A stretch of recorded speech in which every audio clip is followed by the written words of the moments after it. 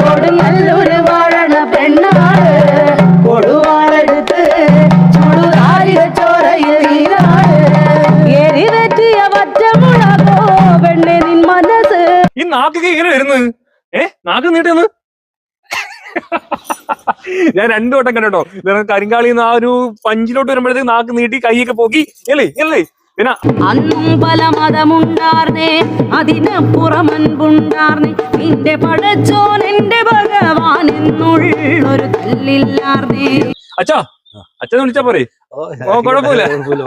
അന്നേരം ഭക്തിയെ കുറിച്ച് എന്തൊക്കെയാണ് പറയാനുള്ളത്? ഭക്തിനെ കുറിച്ച് പറയാനാണ് ഒരുപാട് കാര്യങ്ങൾ. ഈ ഭക്തി പേര് എങ്ങനെ കിട്ടി? എന്റെ പൊന്നിന് അങ്ങ് വിടരാ, ഒരു പൊടി കുഞ്ഞാട്ടോ. ഈ കുഞ്ഞിന് ഒരുപാട് പ്രത്യേകത എന്താ അറിയോ? എവിടെങ്കിലും ഒരു പാട്ട് കേട്ട് കഴിഞ്ഞാൽ ആ പാട്ടിനനുസരിച്ച് ഡാൻസ് ഒക്കെ ചെയ്തിരിക്കും.